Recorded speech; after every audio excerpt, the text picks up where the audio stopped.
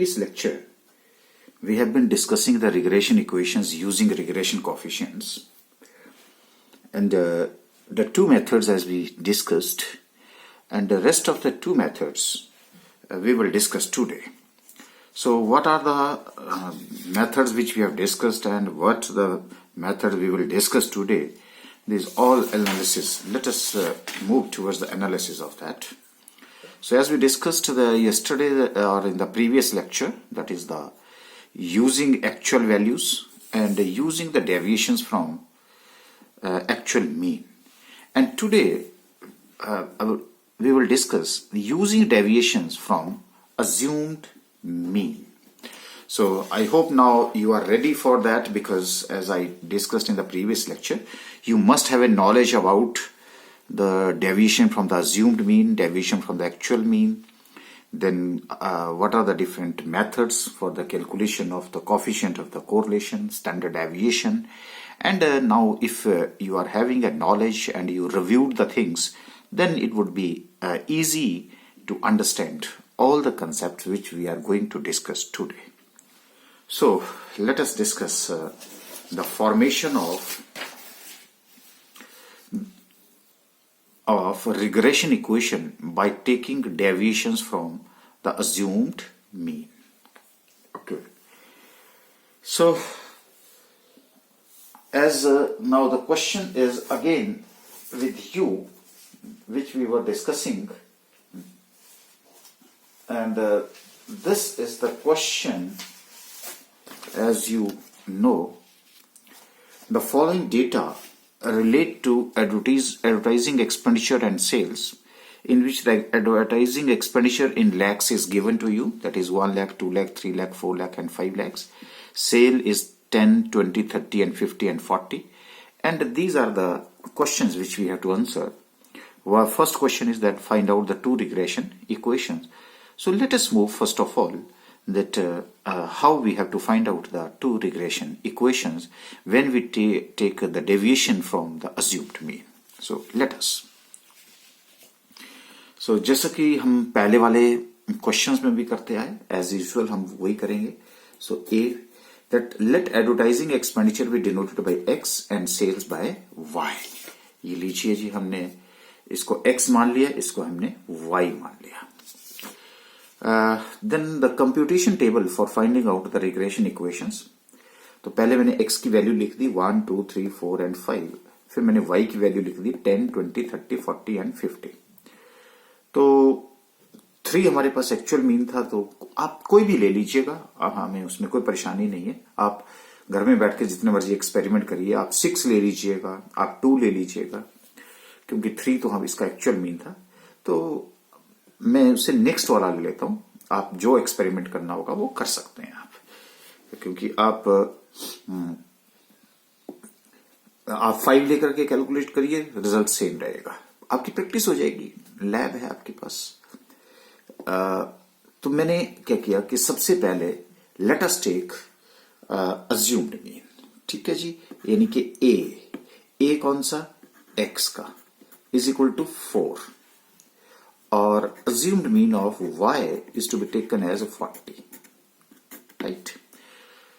तो हमने assumed mean x variable का 4 ले लिया और y वेरिएबल का 40 ले लिया. Okay, so x minus assumed mean is equal to deviation of x variable dx. तो 1 minus 4 is equal to minus 3, 2 minus 4 is equal to minus 2, 3 minus 4 is equal to minus 1, 4 minus 4 is equal to 0, and 5 minus 4 is equal to 1. Okay. Then d square is equal to 3 square is equal to 9, 2 square is equal to 4, 1 square is equal to 1, 0 square is equal to 0, 1 square is equal to 1.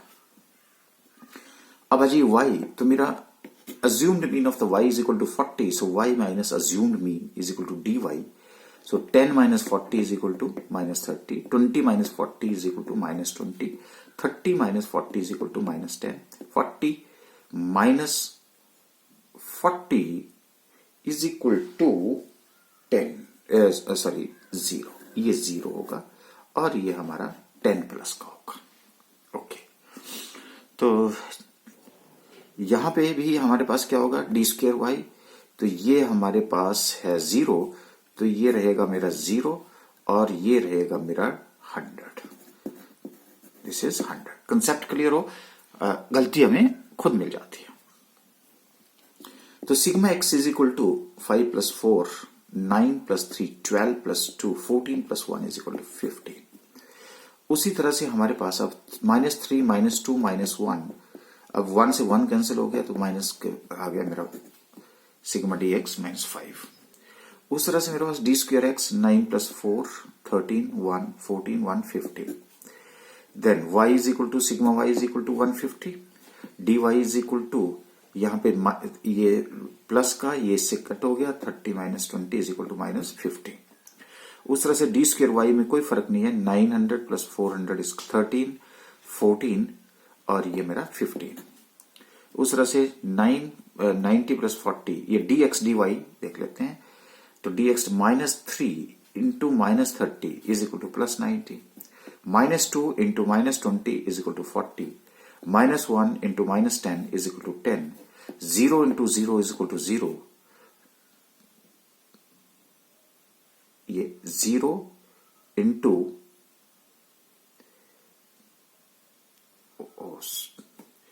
गलती हो गई है यहां पे, ये देखिए ये जो था ना फिगर मेरे पास, यहां पे मैंने गलती कर दी है।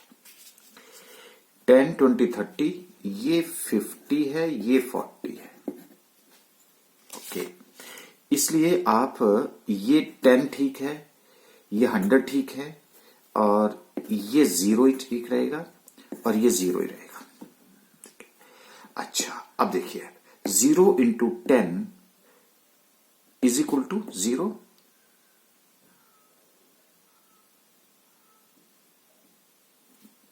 0 into 10 is equal to d x. ठीक है जी। अच्छा, उसके बाद जो है ये मेरा आ गया डी एक्स, ये मेरा डी एक्स है और ये मेरा डी वाई, और ये 0 था। 0 इंटू 1 इज इक्वल टू क्या रह गया जी मेरा 0। ठीक है जी, ये भी 0, तो ये भी ठीक है, ये भी ठीक है, ये यही गलती थी, ये 50 और 40 था, ये ठीक है, ये ठीक है। ओके, अच्छा, sigma D x D Y is equal to 140।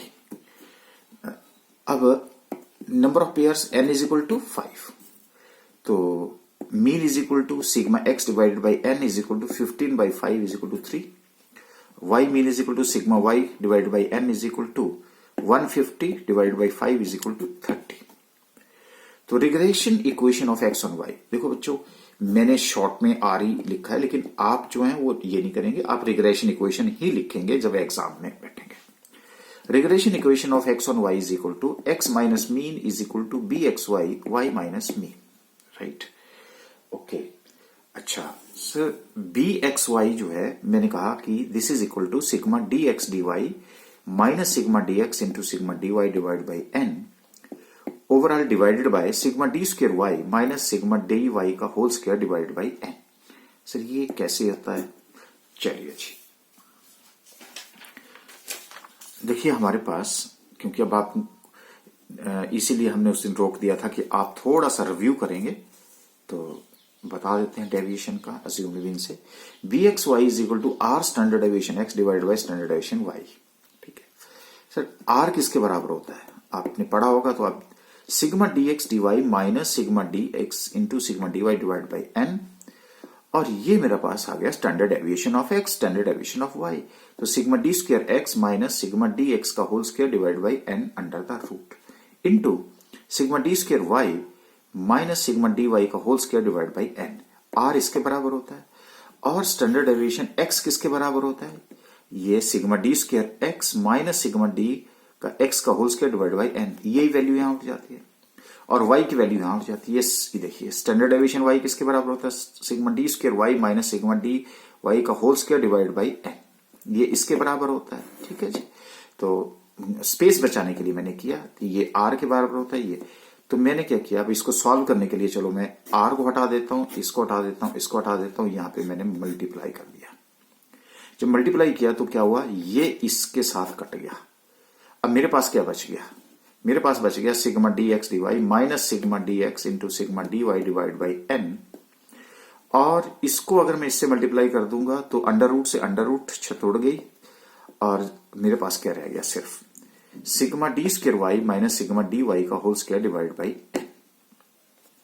Okay, देखना जी शक्ल मिल रही है इसके साथ। Sigma D x D Y minus sigma D X into sigma D Y, sigma D x D Y minus sigma D X into D Y divide by N, और sigma D square Y minus sigma D Y का whole square divide by N. ये लो जी, clear हो गई जी बात। Okay, अब उसके बाद अगर मुझे ये बोला जाए, आप ये खुद करेंगे, मैंने छोटा सा पार्ट आपके लिए रखा है, sigma B Y X is equal to are standard deviation Y divide by standard deviation X, तो क्या होगा, आर तो एज इट इज रहेगा और y की जगह क्या होगा, ये ऊपर चला जाएगा और x नीचे आ जाएगा, बस इतना सा फर्क। जब y ऊपर जाएगा तो y से y कट जाएगा और रह क्या जाएगा, x और x। तो मैंने क्या बोला था जी आपको, जो पीछे है वो नीचे है, तो यहां पे मेरे पास रिजल्ट क्या आना चाहिए, is equal to sigma D x D Y minus sigma D X into sigma D Y divided by N divided by क्या है, x है, तो क्या होगा sigma D square x minus sigma D X का whole square divided by N. आप solve करेंगे आपको रिजल्ट मिल जाएगा। ठीक है जी, यहां पे तो ये किसके बराबर होता है, ये इसके बराबर होता है, और आपको मैंने ट्रिक बता दिया है ये, तो ये जब नीचे है तो यहां एक्स ही आएगा, यहां ये नीचे है तो ये एक्स, और जो पीछे है वो नीचे है, जो पीछे है वो नीचे है, और आपका रिजल्ट आपके सामने है। कंसेप्ट क्लियर हो गया जी। अच्छा, तो अब मुझे इक्वेशन ढूंढनी थी, तो मैंने क्या किया जी, वैल्यूज पुट कर दी।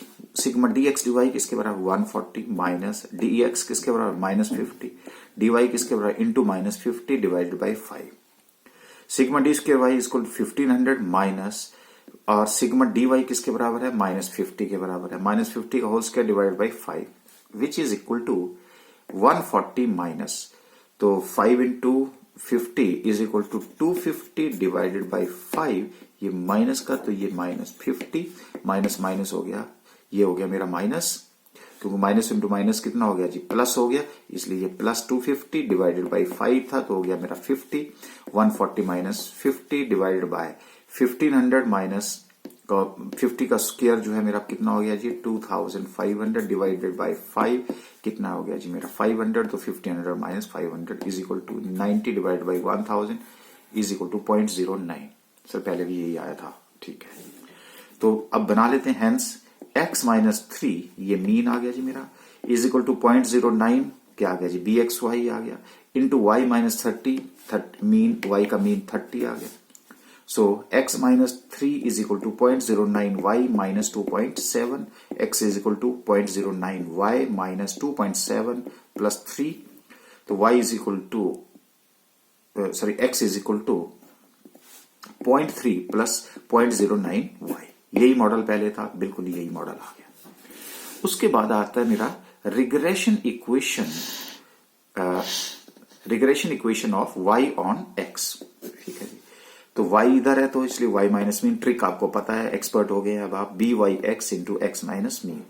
बी वाई एक्स किसके बराबर होता है सर, अभी आपने जो है वो हमें एक छोटी असाइनमेंट दी थी, लेकिन आपने कैलकुलेट करके बता दिया था, तो ये देखो डी स्क्वायर एक्स, ओके, तो वही लिखा मैंने, सिग्मा डी एक्स क्या हुआ, ये न्यूमरेटर सेम रहता है, डिनोमिनेटर चेंज हो जाता है, जो इधर वैल्यू होती है वो नीचे आ जाती है, तो sigma D square x minus sigma D X का whole square divide by N. आओ जी पुट करते हैं वैल्यूज, ये वैल्यूज तो सर हमने पहले भी पुट करी, तो ठीक है 140 माइनस 5 इंटू माइनस 50, यही सोल्यूशन जो ऊपर किया वही हमारा आ गया। अब मेरे पास आता है 15 जो है सिग्मा डी स्क्वायर एक्स 15 है, और डी एक्स जो है माइनस 5 है डिवाइड बाई 5 है, तो ये minus 5 into 25 divided by 5 is equal to 5 हो गया, तो 50 माइनस 5 हो गया, तो ये 90 divided by 10 is equal to 9, इसलिए मेरा y minus 30 is equal to 9 into X minus 3, तो y minus 30 is equal to 9x minus 27, तो y is equal to 9x minus 27 plus 30 हो गया, so y is equal to 3 plus 9x, दोनों model तैयार हो गया जी, X on Y, Y on X. Sir ये तो पहले वाले ही थे, बिल्कुल, तभी तो हमने क्वेश्चन सेम रखा है, जिसकी वजह से आपको ये लगे कि अरे आप किसी भी मेथड से करिए, आंसर जो है आपका सेम आता है। ओके, अब जब मॉडल तैयार है तो आपको पता है कि अब आंसर देने के लिए कितना टाइम लगेगा। Estimate the likely sales when advertising expenditure is 7 lakhs। लो जी, ठीक है, तो कौन सा मॉडल लगा? वाई वाला मॉडल लगा। 7 lakhs, आंसर सेम।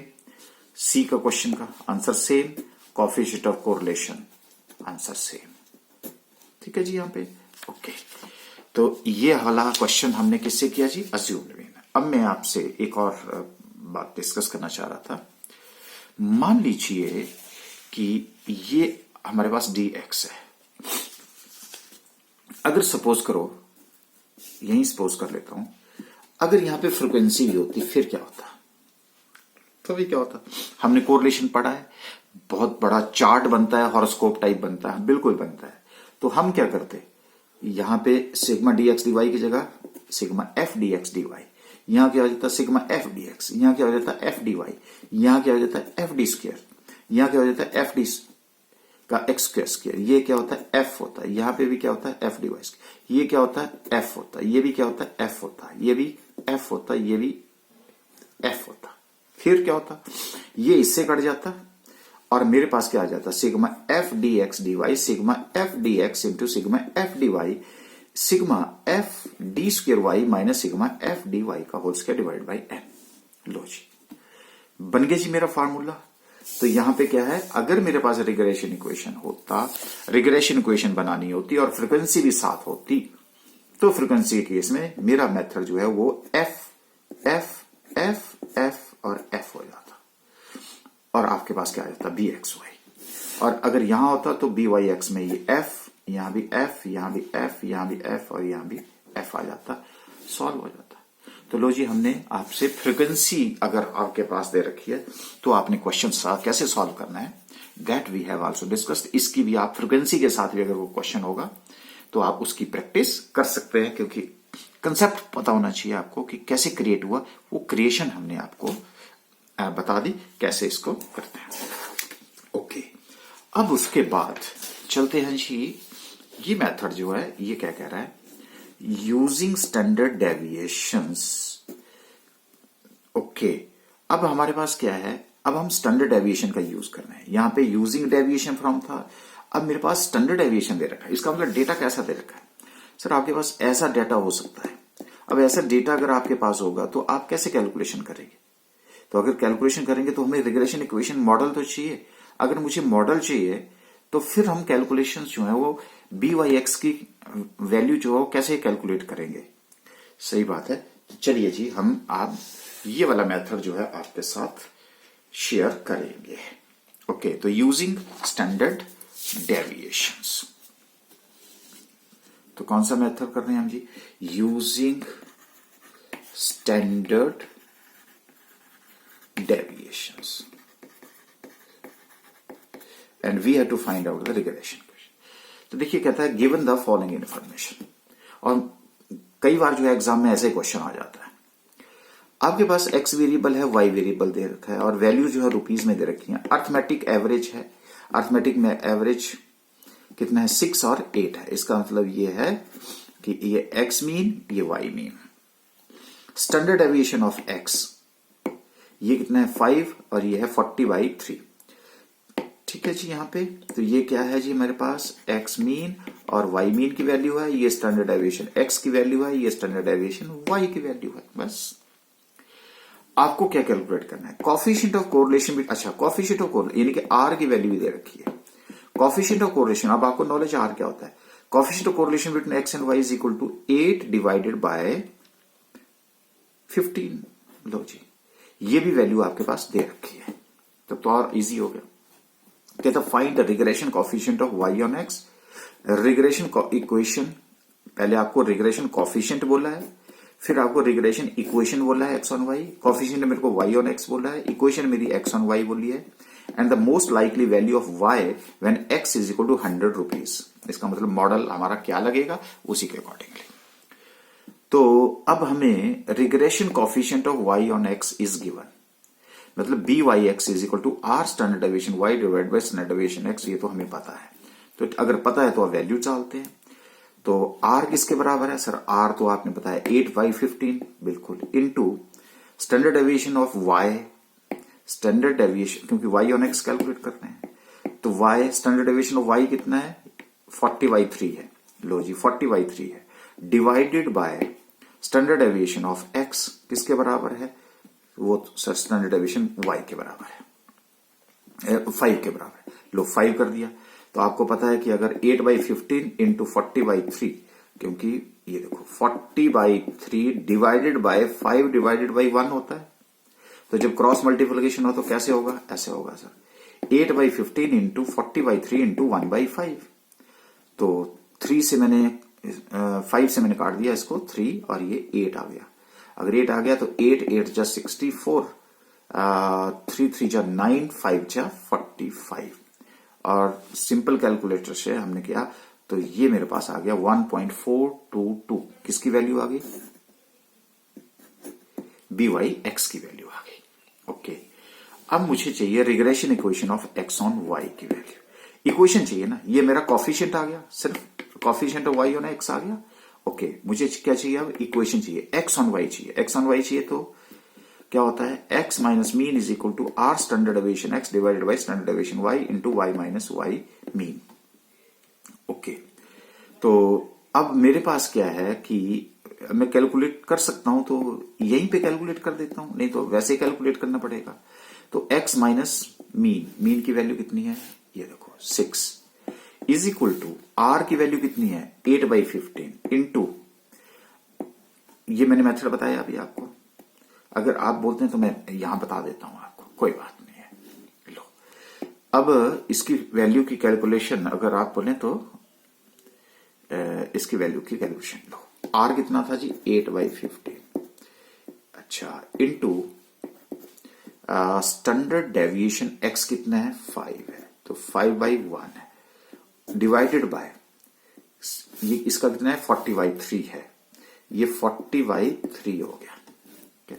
अब कैसे कैलकुलेशन हुई? 8/15 इंटू 5/1 इंटू क्रॉस मल्टीप्लिकेशन 3/40, यही लिखा जी यहाँ पे। ठीक है, समझ आ गई जी अब आपको? अच्छा, 5 से 3 काट दिया, 3 हो गया, और यहां उसके बाद 8 से ये हो गया 5 जा y माइनस 8।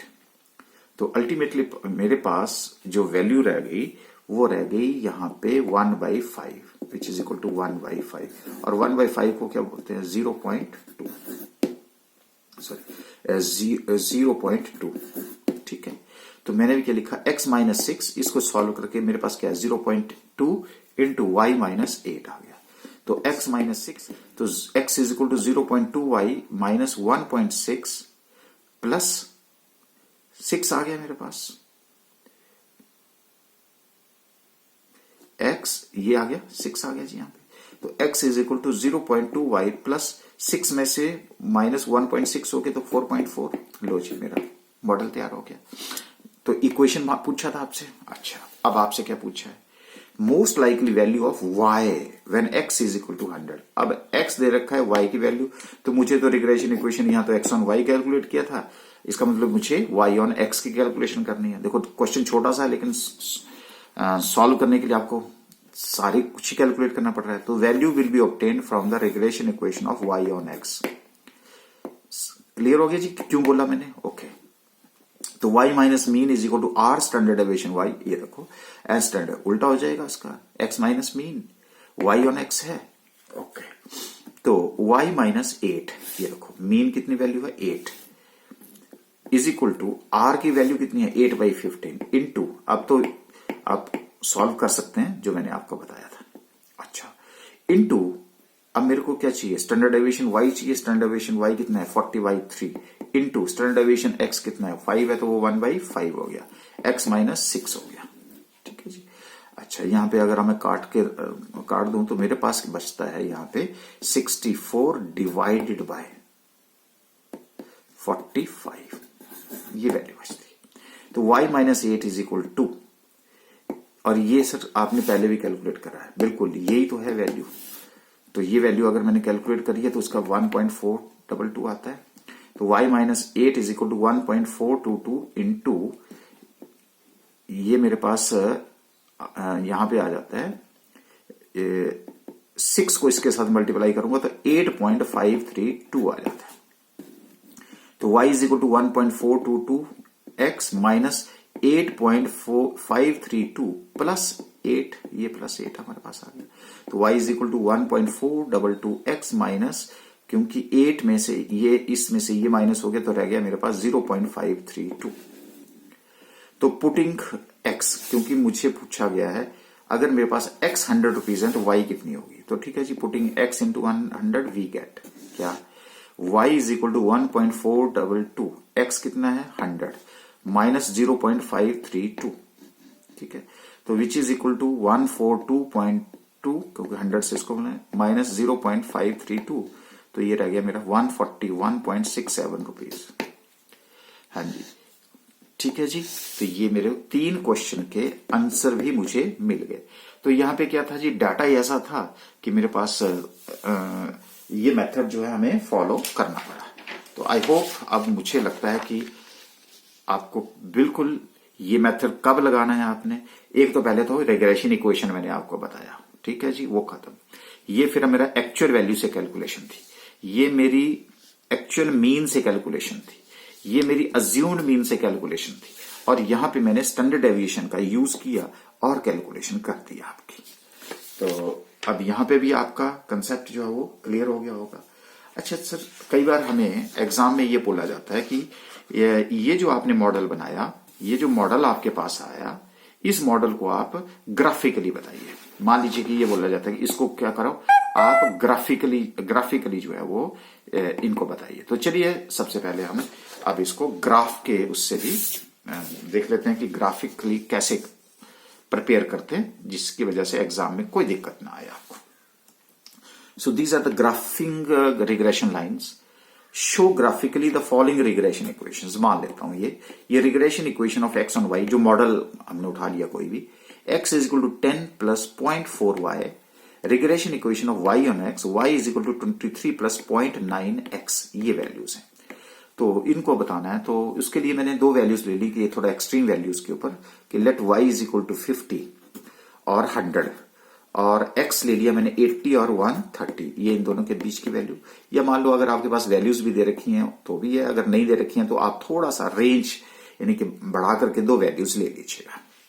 तो मैंने क्या किया, y मेरे पास दे रखा है 50 और 100, ठीक है, तो मुझे x फाइंड आउट करना है, ठीक है, और यहां पे मेरे पास x दे रखा है 80 और 130, मुझे y कैलकुलेट करना है।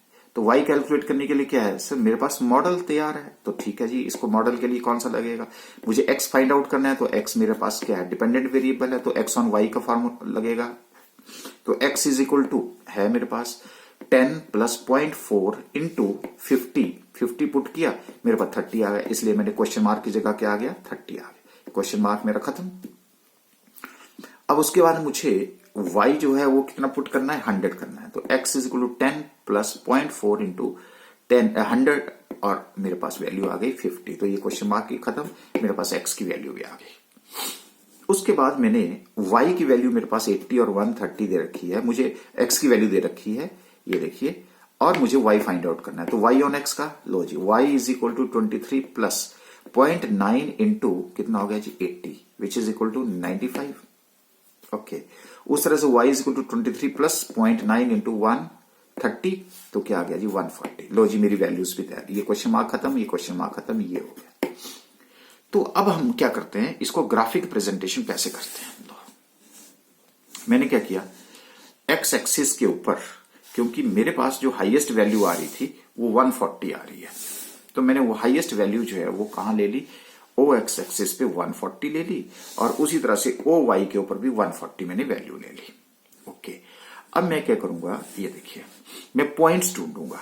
अब कौन से पॉइंट्स ढूंढूंगा, जैसे यहां पे मेरे पास y कितना है जी, मेरा 50 है, तो y मेरा कहां पे है, ये 50 है, ये 50 के सामने x कितना है 30, x ये 30 है, इन दोनों पॉइंट्स को मिलाया मेरे पास एक पॉइंट ये आ गया, ठीक है जी, ये पॉइंट आ जाएगा मेरा।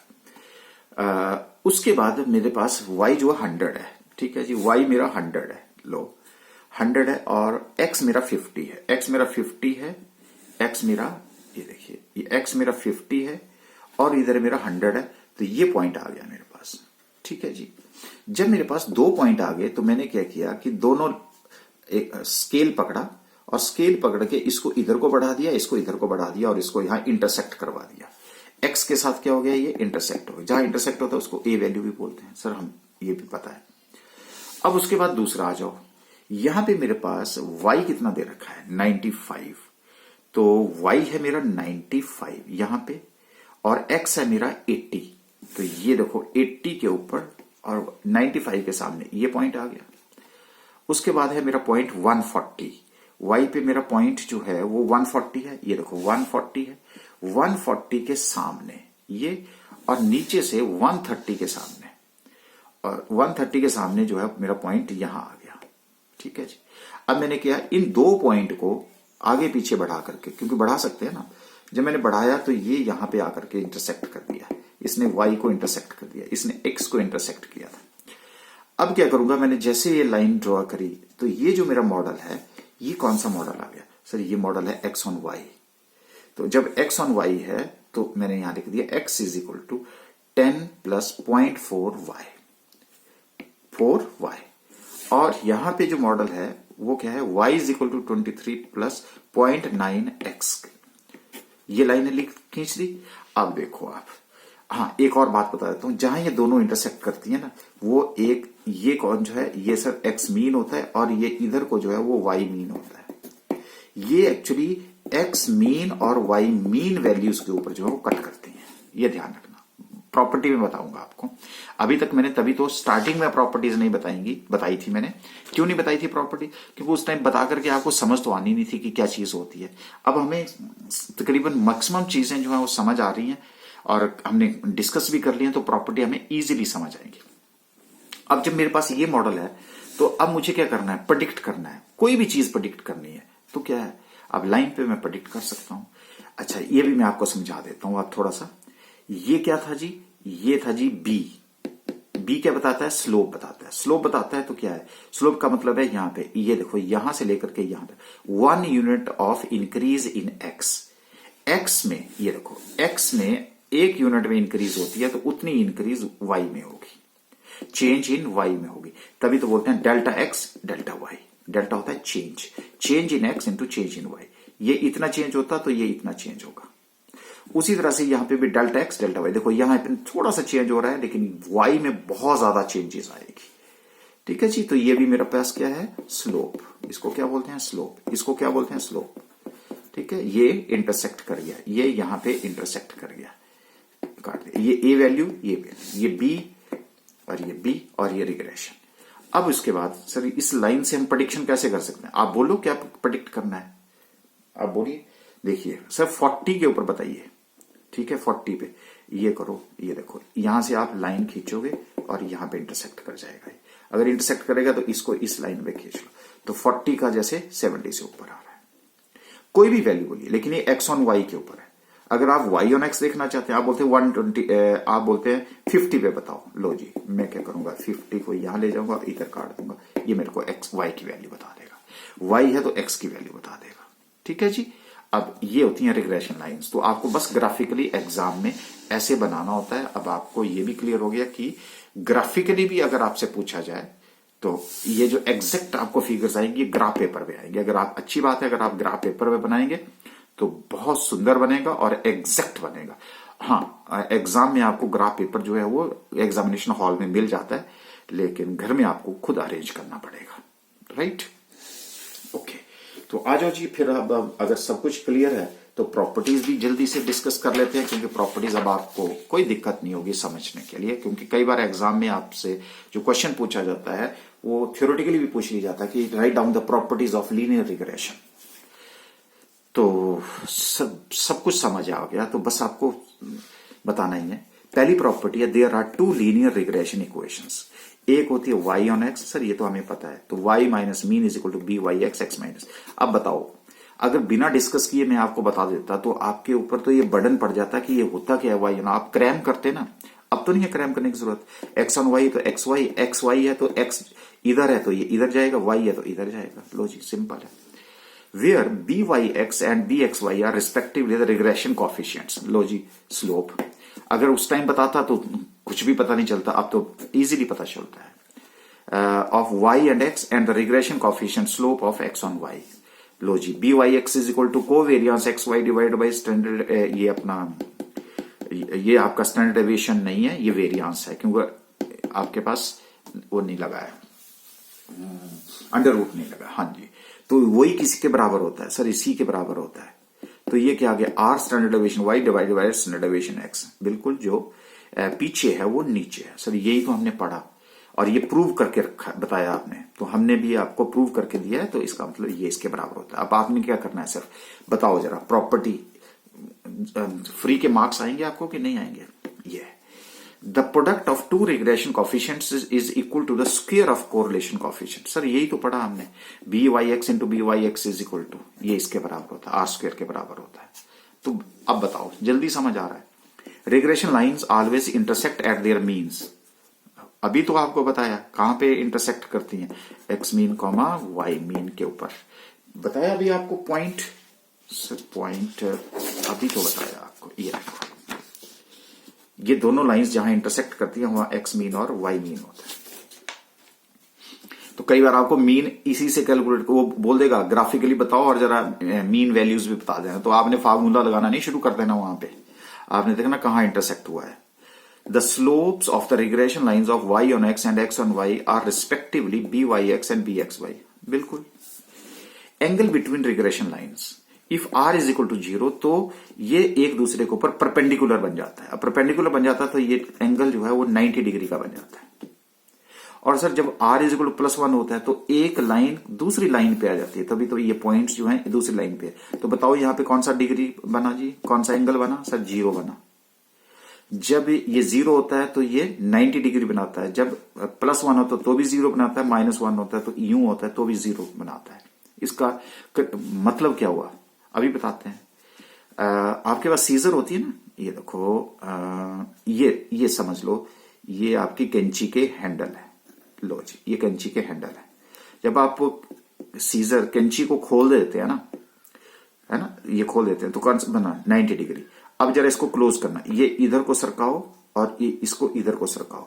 जब इधर को सरकाएंगे तो ये इधर को सरकता चलेगा, ये इधर को सरकता चलेगा, यानी कि एंगल जो है आपका कम होता चलेगा। और एक टाइम आएगा जब ये दोनों एक ही लाइन पे आएंगे। जब एक लाइन पे आएंगे तो क्या बन गया, 0। तो क्या हुआ, as value of R increases, यानी कि +1 से जैसे जैसे वो इंक्रीज करेगी न्यूमेरिकली फ्रॉम 0 to 1, ये 0 से 1 की तरफ, जैसे 0.2, 0.3, 0.4, 0.5, 0.6 और इसके ऊपर क्या आ जाता है, +1 और -1 आता है ना। तो as the value of R increases numerically from 0 to 1, the angle between regression equation decreases from 90 to 0। ये देखो जी, ये 90 से कम हो रहा है, देखो ना 90 से क्या हो रहा है, एक लाइन में जा रहा है, कम हो जाएगा। लेकिन ये 0 से क्या हो रहा है, ये 0 से किस तरफ को जा रहा है, 1 की तरफ को बढ़ रहा है। ठीक है, तो दिस इज द मीनिंग जिसको मैंने आपको समझाना था।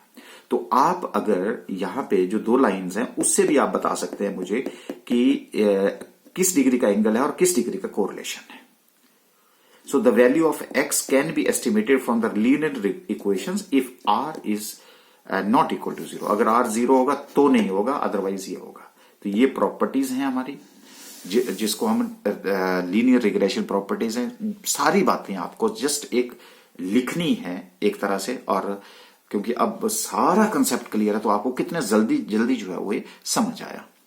तो इसके बाद हम एक और जो है वो लास्ट लेक्चर जो है वो रिकॉर्ड करेंगे, जिसमें हम एक कोई प्रैक्टिकल सी सिचुएशन लेंगे कि रियल लाइफ में उसका क्या यूज होता है, और रियल लाइफ की एक सिचुएशन उठाएंगे और फिर उसके अकॉर्डिंगली हम इसको उस एक न्यूमेरिकल लेकर के उसकी प्रैक्टिकल एप्लीकेशन करेंगे कि रिग्रेशन इक्वेशन की रियल लाइफ में क्या इसकी एप्लीकेशन होती है।